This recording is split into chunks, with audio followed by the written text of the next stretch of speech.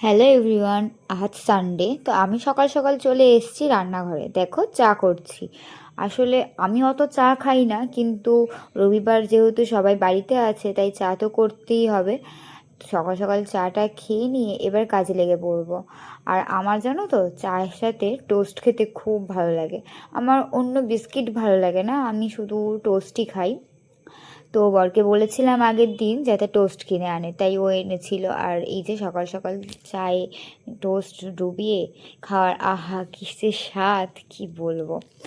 আর চা খেতে খেতে ভাবছিলাম যে আজকে কি রান্না করা যায়। বর তো মাছ নিয়ে এসছে কিনে, দেখি আজকে মাছ রান্না করব। আমার মানে অত, হ্যাঁ, আমার মাছ খেতেই ভালো লাগে, আর মাংস অত ভালো লাগে না। তো মাংস ফ্রিজে আছে, তারপরেও মাছটাই রান্না করলাম। আর এই যে আমার বর রান্না করছে, কিন্তু তোমরা এখানে দেখতে পাবে ও এখানে আমাকে মাছ ভাজাতে হেল্প করছে। আমি ওদিকে রান্নার অন্য তোড়জোড় করছিলাম যাতে রান্নাটা তাড়াতাড়ি হয়। আর আমি বললাম যে মাছের পেটিগুলো যাতে ও রেখে দেয়, হচ্ছে আমি পরে ফিশ ফ্রাই করব। আসলে আমি ফোনে দেখে মানে রিলসে দেখেছি যে এগুলো কাতলা মাছ বা রুই মাছের পেটি দিয়েও হয় ফিশ ফ্রাই। আর আজকে আমি রান্না করছি ভেন্ডি আলু দিয়ে তরকারি। একটা মানে নিরামিষ বলবো না, আদা রসুন দিয়েছি, কিন্তু তারপরে ওটাতে কোনো মাছ পড়েনি। হ্যাঁ, যদি চিংড়ি মাছ পড়তো তাহলে তো দারুণ লাগতো খেতে, কিন্তু কি করব, যেহেতু আনা হয়নি তাই। আর এদিকে করছি মাছের ঝাল। আর আর কিছু করিনি, কারণ রবিবার আমরা একটু, প্রতি রবিবারই আমরা বাইরে বেরোই। তো দুপুরবেলাটা একটু এরকম মাছ হলে মাছ বা চিকেন হলে চিকেন, একটা থেকে দুটো তরকারি হয়। তারপর তো সন্ধেবেলা বাইরে বেরিয়ে এটা ওটা খাওয়া লাগেই। আর আজকে একটু শরীরটাও অতটাও ভালো ছিল না, তাই তাড়াতাড়ি করে রান্না করছিলাম। আর তার মধ্যে রান্নাঘরে একটা কাণ্ড ঘটে গেছে। আমার বর মাছ ভাজতে ভাজতে মাছে নুন হলুদ মাখানোর সময় নুনের ঢাকনাটা মানে ঠিক করে লাগাইনি।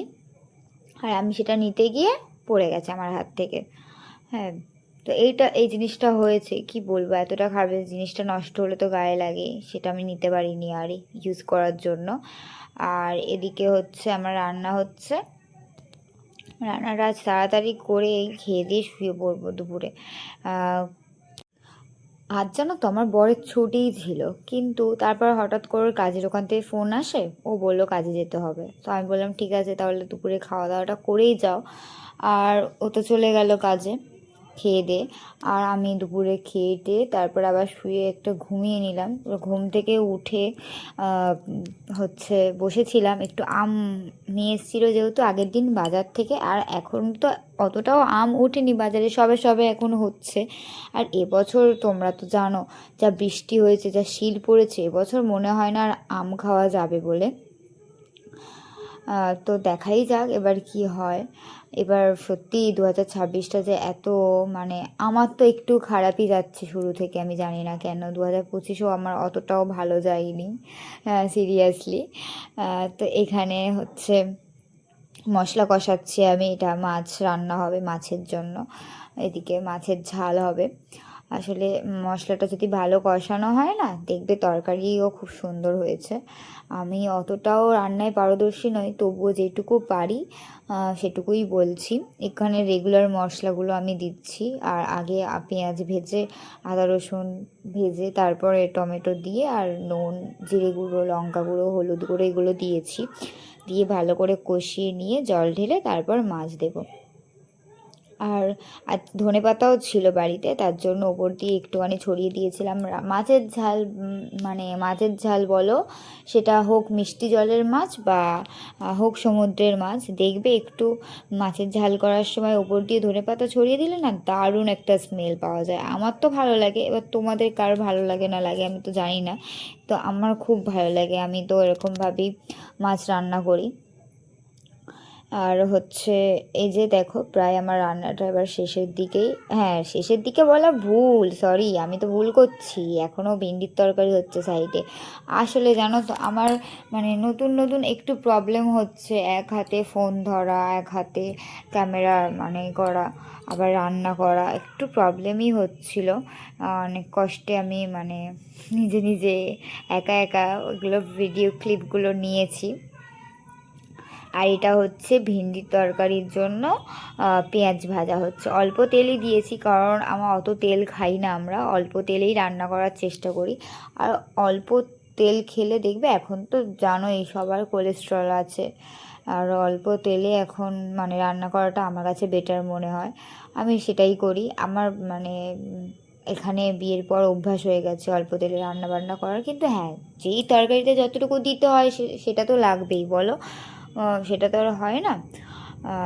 মানে যে অল্প তেল দেবো দিয়ে সব তরকারিতে রান্না করবো এটা তো হয় না, যেমন মাছ ভাজা ডুবো তেলেই হলে ভালো লাগে, তো সেরকমই আমি মাছ ভাজা একটু ডুবো তেলেই করতে ভালোবাসি। আর এই যে ভেন্ডি আলুর তরকারিটা আমার খুবই পছন্দ, শুধু একটুখানি এখানে চিংড়ি মাছের অভাব ছিল। আর কি বলবো তোমাদের, দারুণ টেস্টি হয়েছিল খেতে, কিন্তু খেয়েছি। আর মানে দুপুরের মধ্যেই রান্নাটা শেষ হয়ে গেছিলো, আবার রাতে রান্না করেছিলাম, কিন্তু হ্যাঁ রাতের রান্নার ক্লিপগুলো আর নেওয়া হয়নি। হ্যাঁ, তো এই যে আমার রান্না প্রায় শেষের পথে।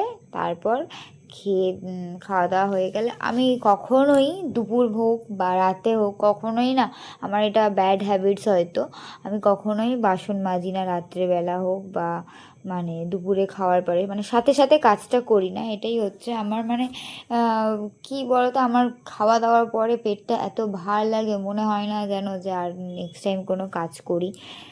তো ওটা আবার বিকেলবেলা বাসনটা মাজা হয়, মানে দুপুরের বাসনটা বিকেলে মাজা হয়, আর হচ্ছে রাতের বাসনটা সকালে মাজা হয়, এরকমই হয়। আর এই যে রান্না তো শেষই হচ্ছে না, তোমরা দেখছো আমি সব বারবার বলছি যে রান্না শেষের দিকে, রান্না শেষের দিকে, কিন্তু রান্না শেষ হচ্ছে না।